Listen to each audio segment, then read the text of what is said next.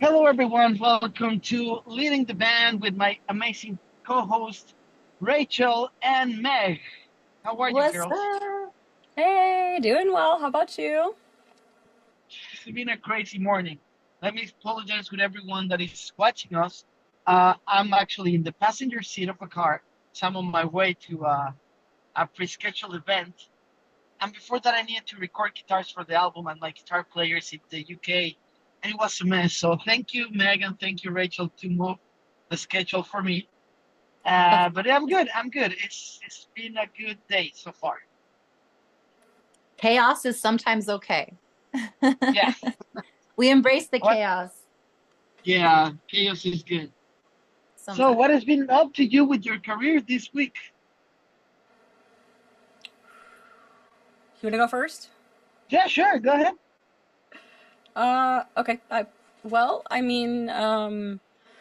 We had it's been 1 week since the album's been out, and been doing a lot of just follow up and brainstorming, and then planning and band meetings and delegating tasks, and the work starts once it releases. You think it's all before, but then it's like really like, no, there's a lot more to get done. Yeah, that's been fun. Why don't you make start? How was your competition? What Oh, happened? it Tell the went audience. great. I had so much fun.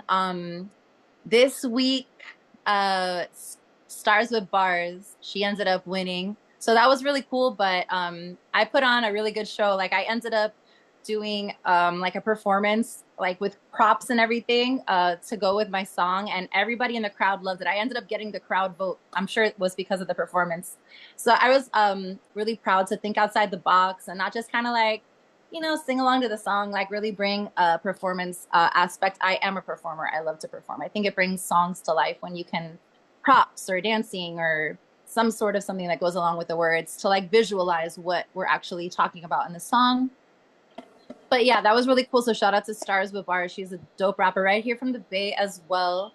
And yeah, I actually just finished like mixing up. I learned some new techniques on mixing. So I just finished mixing up my new single that I still have to drop. And Oh, I wrote like a little verse, like an open verse for a Kato track on TikTok. I recorded it, but I haven't put it out yet. So I'm trying to get back into TikTok. I kind of took a little break. I've kind of taken a little break from music as it is.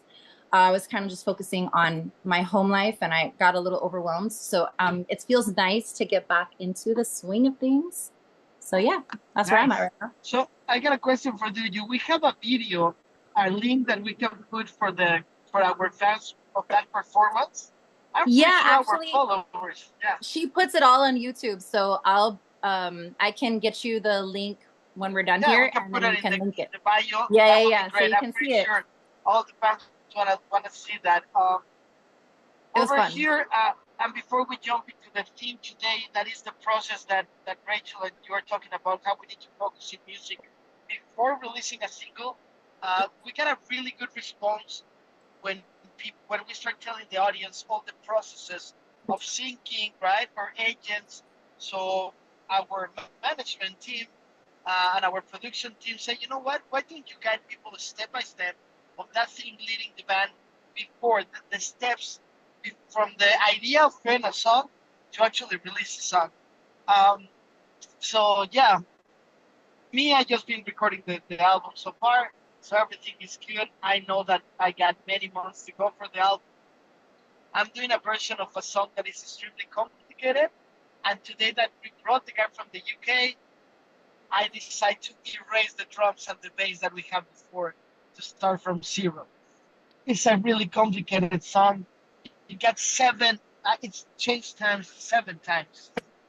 Yeah, so it's crazy. It's crazy. But Overachiever. so why we don't talk about the process? Each of us process to release a song. Who wanna go first? And please add all the adventures and experiences making a song. Could be sad, could be happy, whatever you think is makes you write a song the right way.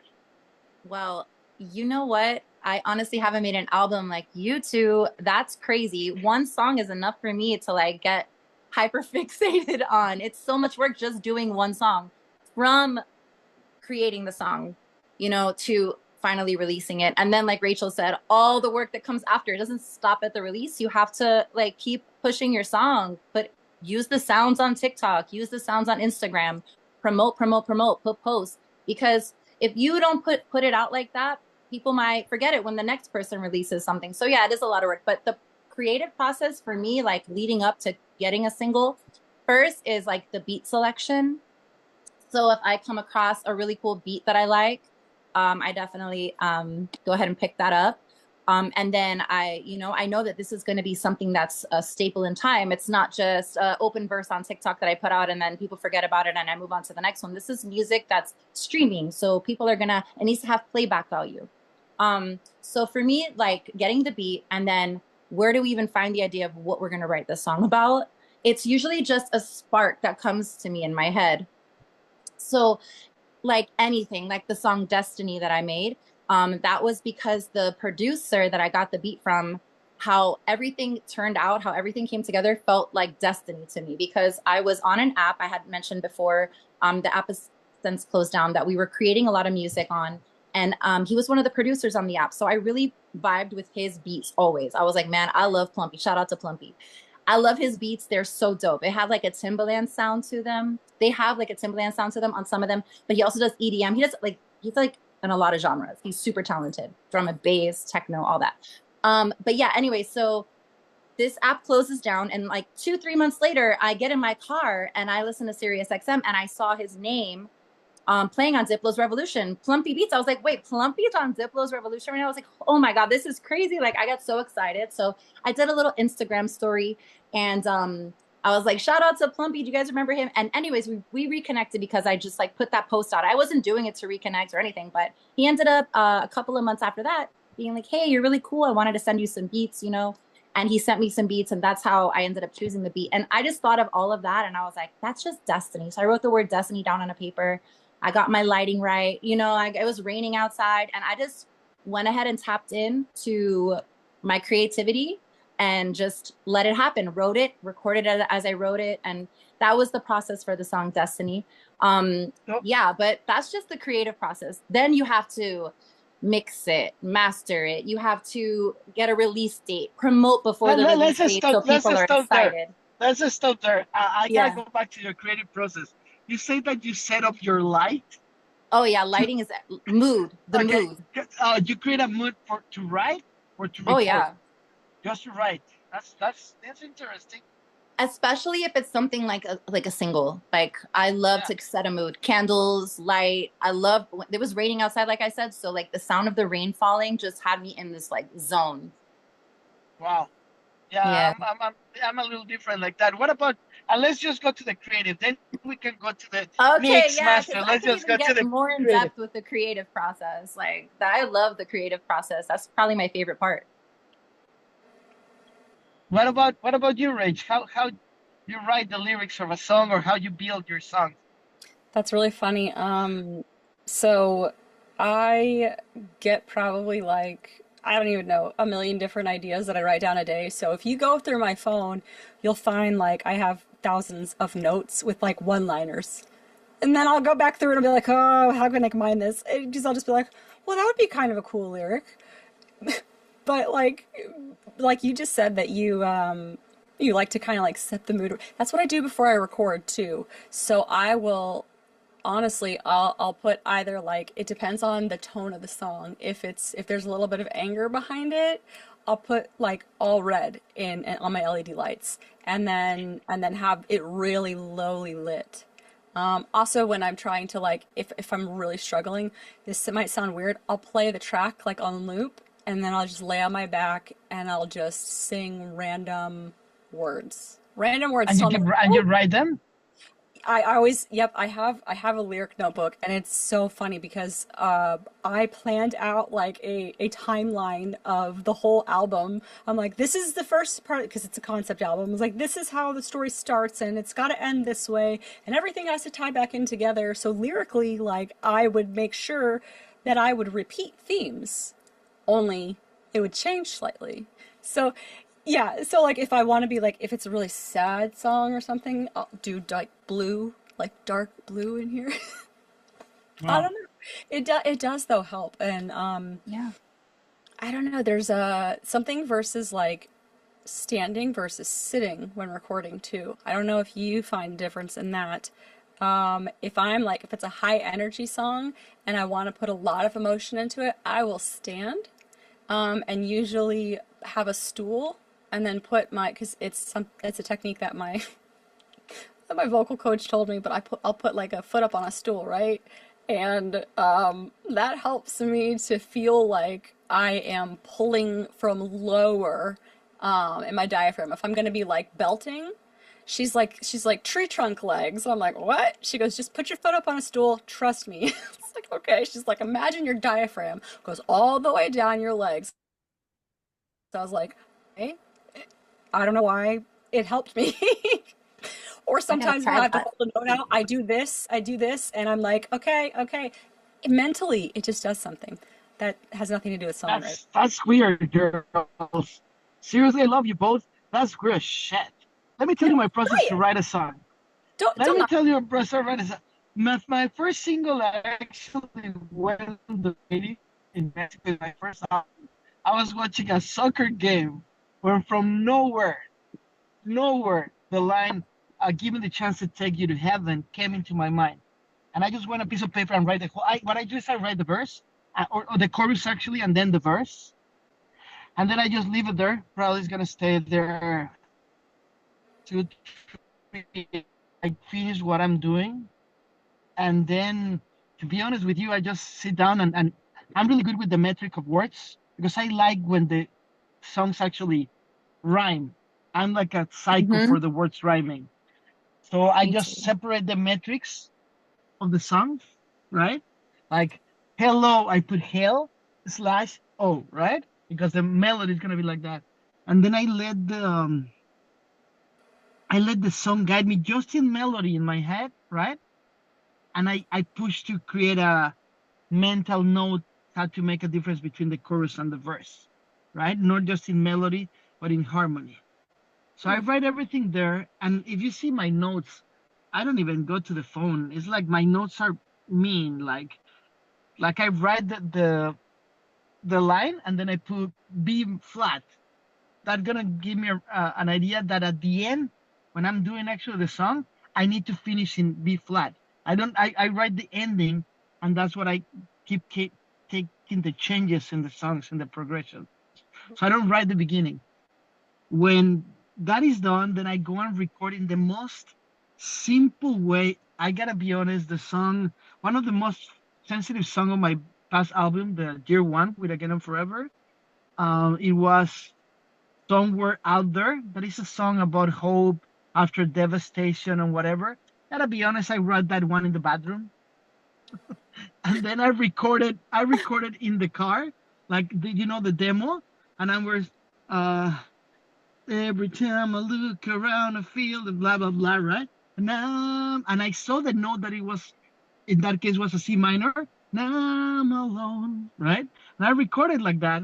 Then I sent it to my just like that, and then I send it to my musicians, and they need to get the harmony bass exactly in my melody. And I want to share this to the people that listen to us. The song needs to be created around your voice, not other way around. It's really important because sometimes, not in your art, Meg, because what you do is freaking amazing. I'm always surprised about how the hell you do what you do, Meg, because it's really fantastic. But when it's rock or pop or metal, the song needs to be around you. Yep. So I got one acoustic guitar player that works with me in Brazil. Hello, what's up, Fausto?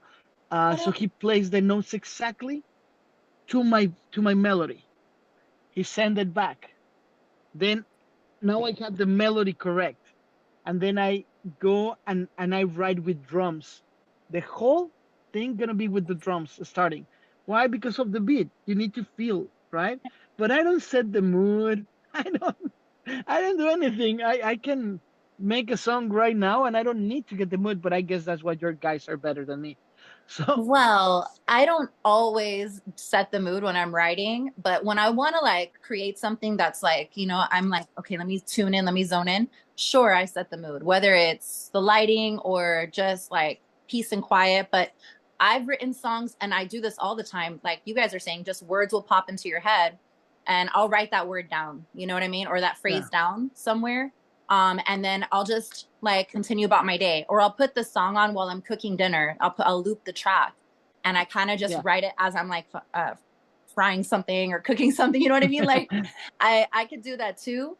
I prefer the mood setting just because I feel like it's such a therapeutic experience. In And that that's your setting, process. and I feel like I can really tap in and focus. But I could do it ADHD style as well. Yeah. Yeah. And then at the end, when I make all the instruments around, I do not set the mood to record. And before I go to recording, let's go to your recording process, Meg. Now it's time to record. Now you set up the mood. What Mhm. changes and what energy did you drag for you to do that? So for the recording process, that's also I don't know if I like better the creating or the recording. I like both. That's just my favorite part. Once a song's out, I'm like, oh my God. Like it's scary to me. I don't know. Like, oh, hope they like it. But when I'm recording on songs, I like it. I'm like, perfect. But the recording for me, once I have the song down and I love how it sounds, I try not to do it too much because I don't want to lose the original tone or like kind of like the inflections that I'm using. I like it to be fresh. So I'll go and as soon as I like something, I run to my closet right next to me here. I have my little microphone in there. I get everything set up and I just, close the closet, close the door, put my headphones on and hit record. And just, I stand up when I record and I just, try to do one take, especially on my verses. I do like one take. I love one take verses. Then if there's parts I want to go in and like, I'm like, I don't like how I said that. I'll kind of like go in and fix it and then kind of like splice it or whatever. But for the most part, I love one takes. I love the authentic tone of the one take. I don't know what it is. So yeah, for me, it's so exhilarating to do that. And then hearing it back, I'm like, oh my God, so then after I record it, I'll like let it sit for a little bit and then I go back to it. You know what I mean? Sometimes after I record something, I take a nap. I don't know why. I think I'm like tapped in and like it's a lot of energy and I kind of just have to sleep it off. I wake up, I go back and I listen to it and I can't even understand what I'm saying. I'm like, what? What is this? Like this is what sorcery has happened. And when I do that, I'm like, all right, this is a good one. And then I go ahead and, clean it up or whatever. But yeah, I love the recording process. I've always wanted since I was a small kid to put on headphones and record into a microphone. So I'm luckily I could That's do that here from my fantastic. home. That's awesome. What about you, Rich? I know you talk a little bit about the recording and you talk about the position that you do, but give us the catharsis of the feeling of recording. Because I see you record and you go to the floor, Con. I see that. Ooh. Everybody in TikTok saw that. So What do you mean? when you were recording and you start crying and go on your knees because you were crying the full Oh, emotion and you post that online. I Yeah. did. Well, and I wanted it to be like 100% like document the journey, and that was for Cut Me to the Quick. Um, I want to say literally for okay, so that song was really difficult for me. I could record the verses and the chorus just fine. The breakdown, I I had to stop and like recollect myself every single time. Um, because I had never, and I didn't realize this until V had talked to me about it, because I was struggling to like know what to write. Because I always think of like the bridge or the breakdown as like you're gonna change your perspective a little bit, right? And so the whole song I was just kind of like resigning, like this is what happened, whatever else. And then I get to the bridge and it's like, no, this is my time now to be angry and to tell him how I really feel, the things that I never got to say. And yeah, deep down I hope maybe one day he hears it because he's gonna know it's about him, you know? And so I didn't realize though how much I had suppressed like that pain. And so when I was singing it, um at the end of the breakdown I scream, I never asked for this. And every time that I would scream it, I would just break down and and just most of the time I would collapse, or I would just step back and I would start crying, and then it was on loop. So I could record take after take after take to see, and it was like, because recording screams is different than recording clean vocals, and I, after a certain point, because of how emotional this was for me, I had to just send like, I think 130 some takes of the same line to V and just say, listen, I can't handle listening back to hearing me crying on these. I need you to please go through them. And he did, which Just was hanging out. Yeah, I'm working. Yeah, sorry. a visitor. Yeah, I um, find that so incredible, Rachel, like that you use the music, you found something that was suppressed within you and you like just letting it out like that. I feel like almost is your way of letting go and taking something that's so bottled up within you and just getting rid of it. And that's incredible. Like I know I, there's certain songs that I can't sing because they just make me emotional and I cry at certain notes. Just certain yeah, notes with a certain emotion behind it will make me cry. So I have a really hard time singing. I prefer rapping because it's like it's not that deep.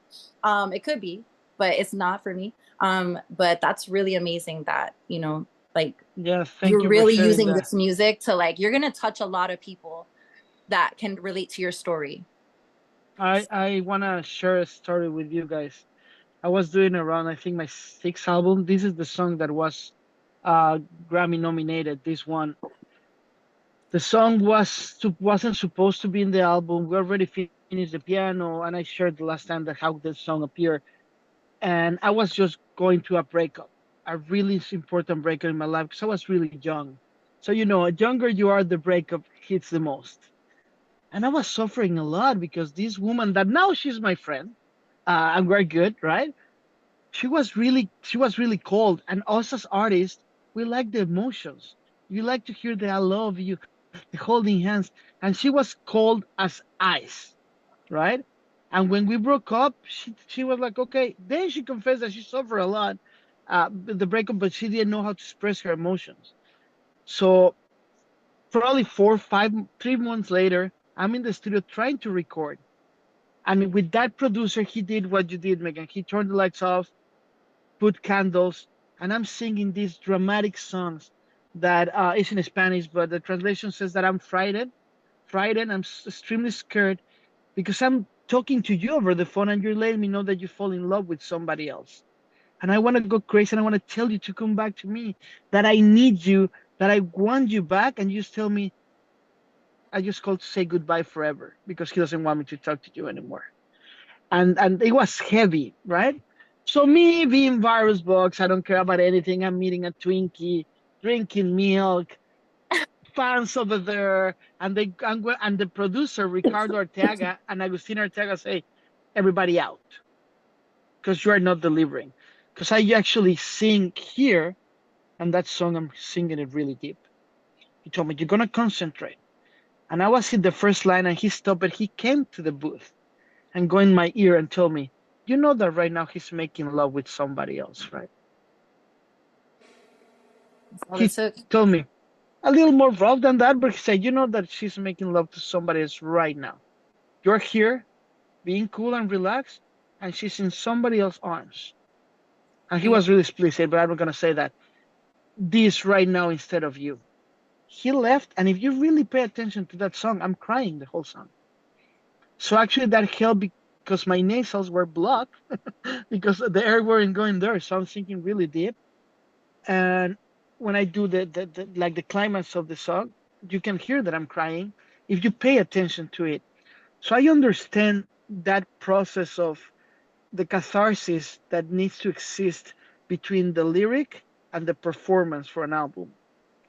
However, however, nowadays that I'm older, that I don't get hurt as much, right? I know how to guide my emotions through it without feeling the pain. I kind of learned that because my process is like you, Megan. For me, making rock and metal, it doesn't hurt me as much as it used to be ballads, symphonic ballads. They're like, I love to do the rock and I love to do the metal. The first single of my last album, Torn, The chorus says, after all I did for you, you let me hanging here alone, right? I was crying alone away from you. I mean, the guy is suffering. But as you see, the guy, it's not me. I'm just a communicator for somebody else's feelings. The song was written for my guitar player that was getting a divorce. So it wasn't me. And now, as everybody knows, that I keep sharing to everyone, the new album, I'm making it from the perspective of a serial killer. So it's not me. So I can perform. I go over there. I believe the catharsis, but I'm like you, Meg. I can't go again and suffer, because if I let myself suffer, I understand it, and it's going to sound in a way that might be more feeling, but you get experience. And now it could sound exactly the same without taking my guts out and throwing it away, because it's too hard for me. It's too hard. Yeah. I cannot do what you're doing, right, Rachel? I just could, because I'm really congratulate you because you find that catharsis to release. I don't. There's been times I finished my last relationship because I was writing a song about drama or pain or anger. So I actually adopt the necessities of the song until I record it and it's mastered. And you, the three of us know that, and for the audience, that sometimes that process can be 2 months. So if I'm singing something that is sad or anger, I'm going to be angry in general. I will not assume it, right, to hurt myself, but I'm going to be angry, right? When we did the song Macbeth, I was angry with the Steiner and with Setse, like for a month and a half. I was an angry man because I'm singing about Macbeth from Shakespeare, right? I wasn't singing about reggaeton of Move Your Booty and things like that. That I respect those guys too. They're happy all the time. They're not going through the emotions that we're doing. But yeah, that's pretty cool. Now, if you guys want to, the mix of the album. Please tell us your experience to mix albums, because I want the audience to feel and learn all the steps, because if we share that emotions, the process, when they listen to our songs, will understand all the hard work, because in millions and millions of songs out there every day, I think that people need to feel all the process inside. So Meg, Megastar, mix and master process. How you do that? Did you bring somebody in? You just do it? Yeah. If it's for a single, so far for my singles, I've had them mixed. Mozart, who is Mozart on TikTok, he mixed my 2 singles that I personally dropped, which was On My Own and Destiny. I absolutely love how he made my voice pop. He did a really good job. Thank you. Yeah, he actually mixed On My Own. I'm live right now, sweetheart. I'm live on a podcast right now, baby. I love you. I told you about this. I just fed you. Okay, I'll be right with you. You can come to the camera if you want. Yeah, give me a. As It's okay. He Don't actually worry. mixed it live on TikTok, which was like the coolest experience. I was like watching it and hearing my voice just get clearer and more prominent. Now it costs some money to get a song mixed. So I have been trying to learn, because I mix my own stuff that I put out, like my open verses or like any like 1 minute or 2 minute songs that I've been making and just kind of like putting out or whatever. I've been able to find a way to mix them. No. I've been finding a way to mix them. So I've been, the word I'm looking for is not collaborating. I'm so sorry. I've been kind of taken off my track here. But coordinating or whatever. I don't know the word right now. I've lost the word. Partnering? Believe it or not, the Meg Bars forgets words in real time. That's why I like to write shit down. But yeah, so basically my musical peers have been helping me to learn like what everything in the mixing means or whatever. So I've been able to like make my songs sound really good. So I'm really proud because my next single, I mixed myself, you know? So I've been doing like the back work, you know, so I can save a coin and also so I can make my voice sound the way I want it to, not someone else, you know? Exactly. But that process does take a while, from, you know, stacking vocals, panning, layering, volumes, EQ, freaking de-esser. I'm like, what is a de-esser? Apparently there's volume a sound. control. Yeah. Volume control. Oh, volume control is everything. I gotta Yeah. listen, and then I gotta listen to it in the car, in the other car. I gotta listen to it in my headphones. I gotta listen to it on the speaker. I gotta listen to it on the phone. So it just sounds good on the phone by itself, because a lot of people just be putting the music on their They phone. listen in the phone. Yeah. Yeah, exactly. So as long as it's popping on all that, it goes through. I'm telling you, I've been sitting on this song for a while. I'm still not done. I might think I'm done, but I'm still not done. It's a But yeah, if you never-ending want to get a quick process. mix by someone that knows what the heck they're doing, submit it to Who is Mozart or whoever it is that you find that can mix your Thick Chris. Also, he mixed a lot of my vocals. I love how he makes me sound. But yeah, like I'm not big on like auto tune and things like that. I just like my voice to be crystal clear pop, and you know what I'm saying. Like also, I do a lot of whisper cadences and whisper tones, so I have to like really make my voice loud enough that you can hear what the heck I'm saying, because it could get washed away in the music. Also, I've also learned with like ad libs and backgrounds, making sure that those are in the background, because it can like take away from your main, as you were saying, your main sound, your main verse, your main vocals. So it's a long process, but I'm really proud of how far I've come with it. Everything I've learned, from recording on a microphone to anything, I've learned on my own and with musical peers. No Wow. one's like, I've not gone to any schooling. I don't really know much about technology, if we're being honest, but I'm glad we're here now. I'm awesome. having a lot of Nice. fun. That's congratulations. You're Thank doing you. great. Honestly, you're doing great. What about you, Rich? I know you're in a band, so there's a lot of people involved. But let's take us from when everybody already finished their tracks and you need to. And sorry, say that again. Everyone finish your Okay, track. everybody's recorded their tracking, and now is a mixing process. Can you guide the followers and our listeners of what is the process for you as Yeah. Belena? So when you're working in a band, it's a lot different than if you're just relying on yourself, or like you and one other person.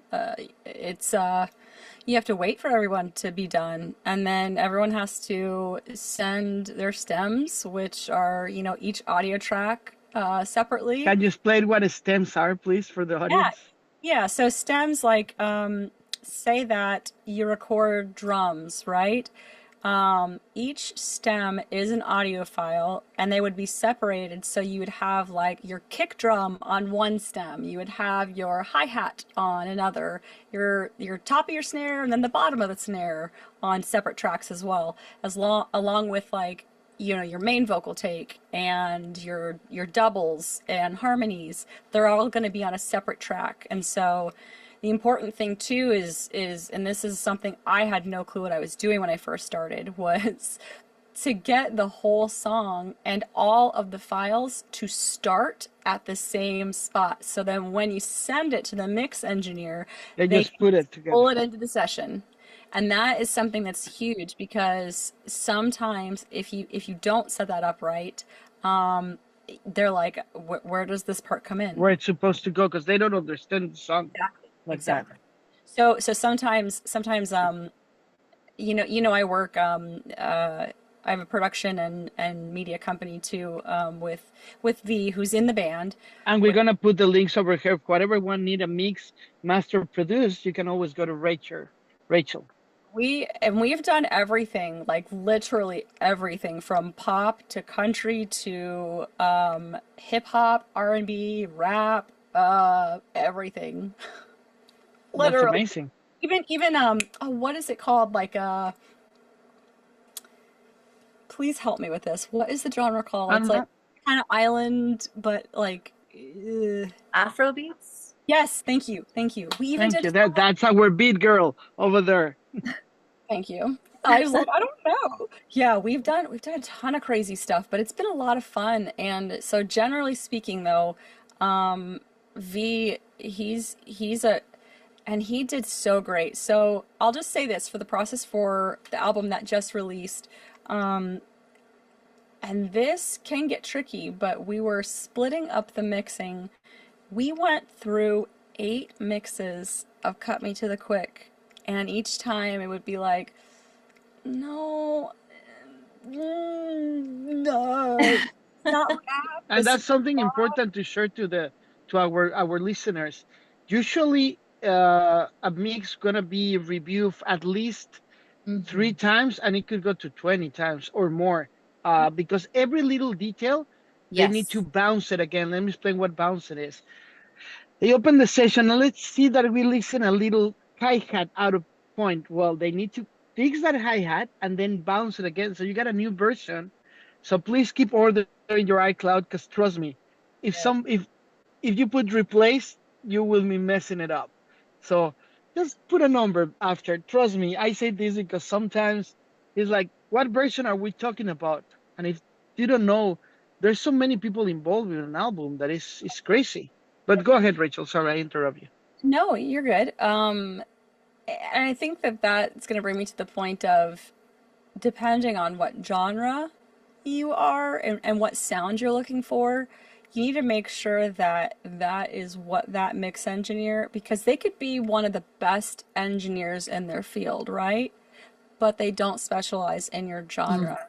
And so that's the problem that we were running into is the mix and mastering engineer at first, they primarily deal with hip hop and rap and stuff like that and not modern metal.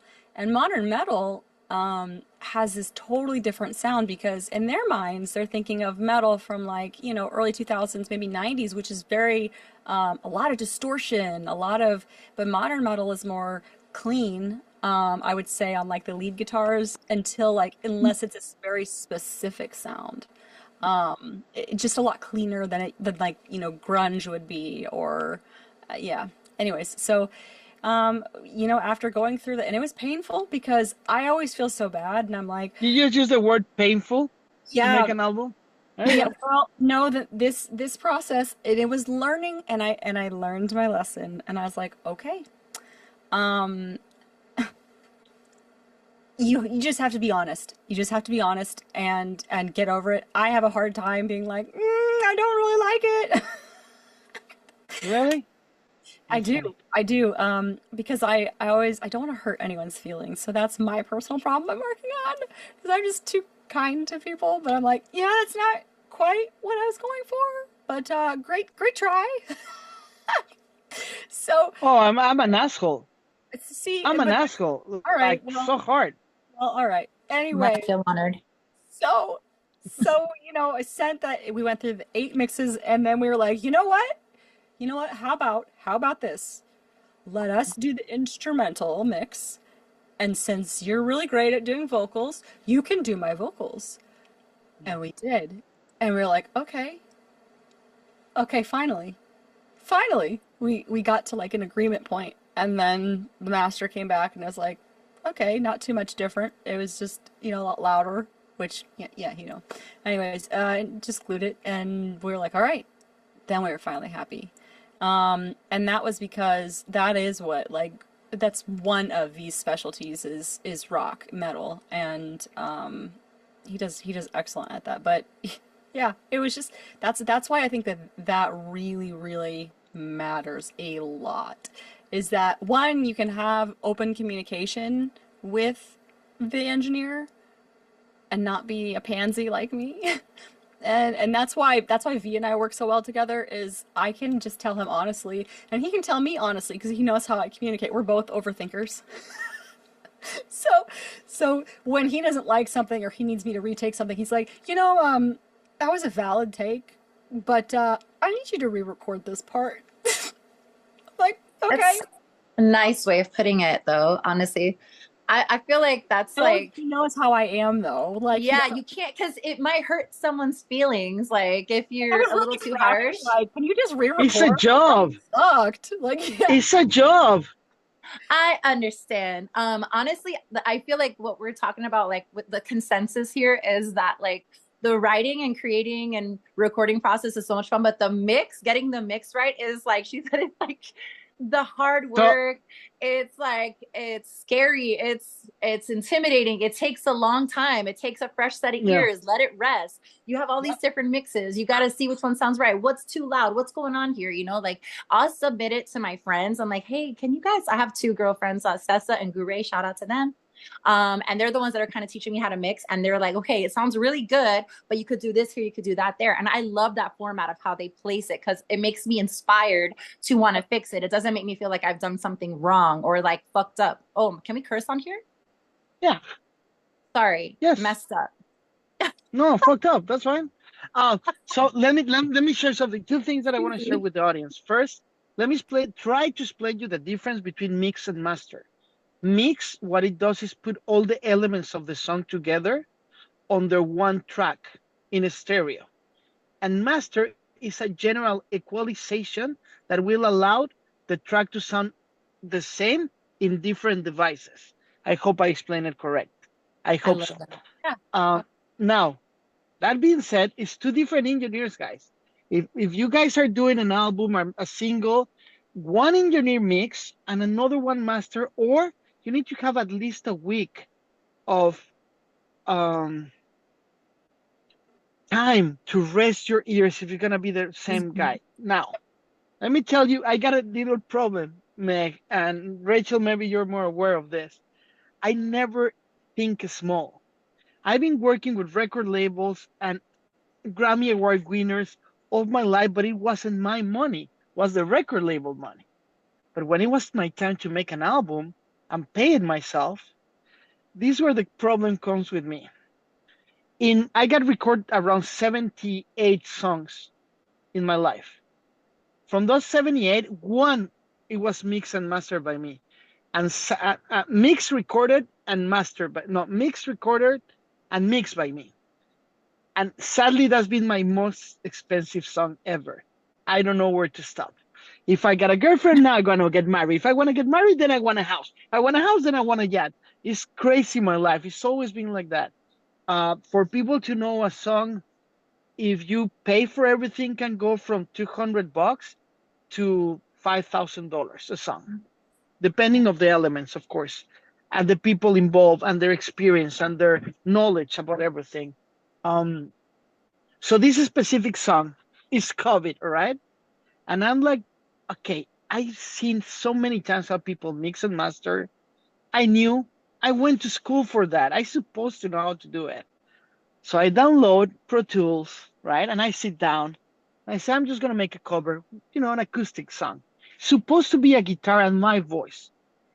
I finished recording the National Symphonic Orchestra online from Austria to make an arrangement from Tears in Heaven from Eric Clapton, and I have a chorus. Everything online, obviously, because it was COVID. But at the end, I finished $8,000 for a song that is never been released. Because the process of the voice is so sacred to me that I just use it for my friends. This is the first time that I listened to my voice because I did it. I learned how to tune it. I learned how to put the effects. I even put a little more delay. For the people that they don't know what we're talking about, delay is the effect that's going to make you sound like this. It's a repetition of the fact of your note or what you're saying. So I finished the song, and that's the only song I record. Like I say, then I sent it to master, right? Master was a simple thing. Actually, Kevin Bartley, hello to him. He mastered a lot of albums in Capitol, Billy Idol, The Gorillaz, Madonna. He's a dear friend. He actually mixed it for free because everyone was happy that I finally took the time to sit down and do it myself. Because what you just said, you're going to save a lot of money, Max. It was worst because I keep putting things on it. However, I'm really satisfied with the job. When it comes to Again and Forever, the first album, as people may aware of not, we changed elements. The first album is Setsai in the bass and Steiner in the guitar, and several drummers, because you see, for me it's a job. For me, it's working in the office. If somebody failed in the job, goodbye, you're fired. Now I have a new amazing band with Theta and Beta and Inmate Zero and me, right? And those are people from different parts of the world. We have Brazil, Costa Rica, the States, and England, right? So at this point of my life, I'm selecting the best for the job. I'm not looking for my friends, or I just like what I do so much, and I respect my art so much that I don't involve feelings when it comes to that. So I'm really surprised and actually glad to see how much feeling you girls put on it, And I really respect that because I think I lost that with time. I feel like, you know, those kind of doctors that you're dying of the pain and he's like, relax, you're going to be fine. And you're like, no, I'm dying. And he's like, fine. He's been seeing cases like that for his whole life. So he doesn't get impressed. Could be good, could be bad. I don't know. We'll figure it out with the next album. Let's see how it works.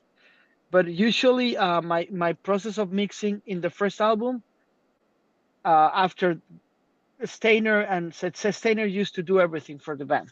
He was the mix engineer. And then he'll send it to me. The song Torn has 43 revisions. Oh wow. Because, yeah, I mean, I didn't have anything to do. And we weren't together. He was in Mexico. I'm still in the States, but he was in Mexico. So every little detail, I remember, I told him, can you add a piano? Like, ding, every time the song starts. I mean, the chorus starts, ding. Every time that is the one, ding, a piano. Like Jeremy of Pearl Jam. That little detail makes the song explode. And you keep learning many secrets to make it, right? Because at the end of the day, for me, a song is like a backpack full of emotions. That the way that you're gonna open and feel it is totally different than me. So I need to open it. So whatever you bring is gonna have. There's people that love the verses, people that love the solos, people that love the intro, the outro. So our job is to put all those feelings and that emotions in a backpack, or in a basket or whatever you want to box. So when people listen to it, pull the right thing, and it's what they can feel. So yeah, that's my process of mix and master. Now I got a new engineer. You know what I hate? Editing the instruments is a freaking nightmare. I did it 5 minutes and I said I can. What? I said preach. And I know. I'm aligning vocals. I know they have vocal line, but still doesn't always get it right. You know what? I'm with Megan. That actually, half of the last album is my first take. I don't like to do takes anymore. Do you know what's really funny? That happened on this album. Like we were like, do we have demo-itis or is this really better? Okay. And Go on. Of course I'm in the mood, guys. Don't worry about it. Faltan 10 minutes.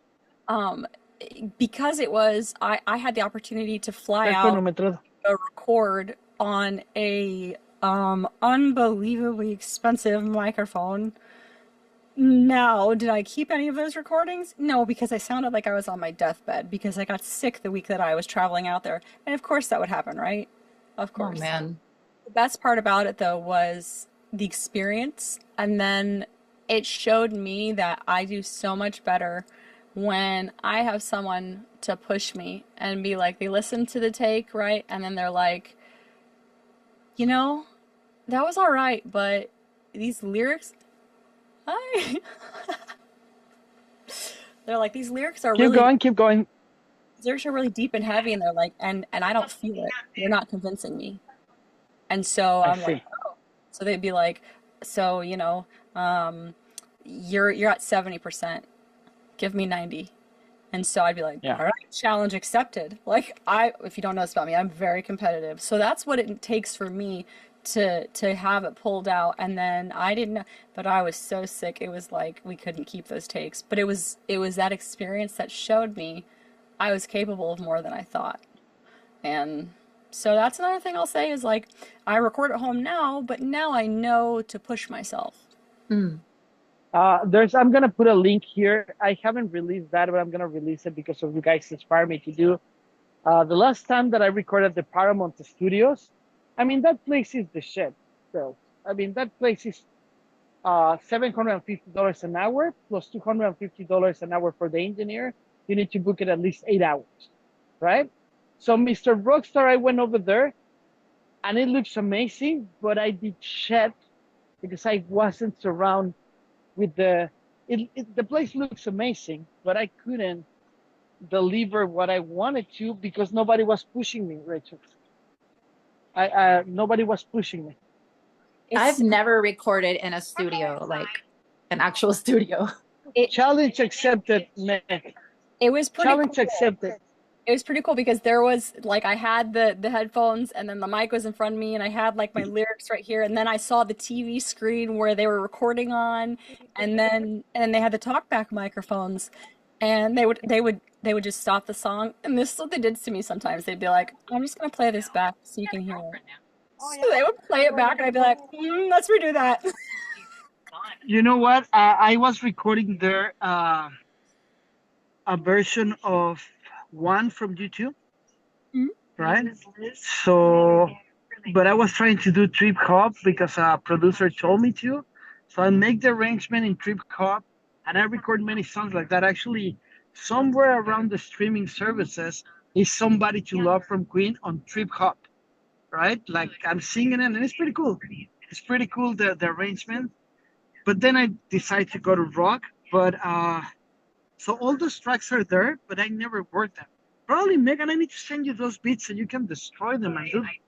It's a whole album. You know, It's already hip hop with trip hop, but the voice, I didn't feel comfortable doing it. I didn't like it. I tried it, and I did my best.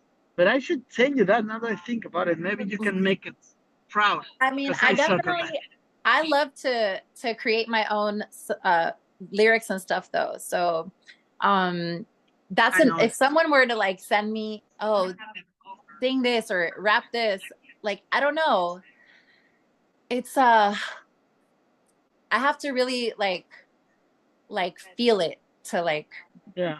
make it sound good. So I could listen. I'll give it a listen. But are these like songs like with lyrics already, or are these just beats that I can? Yeah, write I on? know that it was a cover album with Yeah, famous exactly. songs I in a said yes different to the genre. one song you told me because I know Oh, that yeah, one I that could one is do. a special, but we can Yeah, talk but about like it. I would take a special. I love my doing original lyrics. It makes Yeah. me, I don't know, bring something out of me. And I even like to take words and that don't rhyme and make them rhyme. So like I'll do stuff like that. But I as love far as how the you do video, that. I love how you do that. I That love is doing that. so I love hard for me. rearranging syllables You and sounds reimagine of the syllables. syllables to make it Yeah, look it's right. fun That's and fantastic. making words rhyme that normally wouldn't. But the recording process is to me like I don't know if I could go in a studio and be around people and do it around people. Like I'm like, no, I like to hide in my closet and do everything myself. I don't like I get nervous when people watch me in my like most vulnerable state, which is my creative process. I think that we all need to fly to rent a studio and make a podcast inside a studio, and then we all record. Uh, I think we need to do that. it would honestly, be fun. it hyped me up so much. I was like so excited, bouncing off the walls. I still have footage of it because we did it live. Oh my gosh, I don't know why I agreed to that, but I was like, Yeah, that's like anxiety right there for me. so they were live streaming me recording, and I was like, oh my gosh. Make a list. So you the one. You That's the video, fantastic. you the- Hey, guys, thank you. It was a great sharing experiences. Right, we're within the hour already.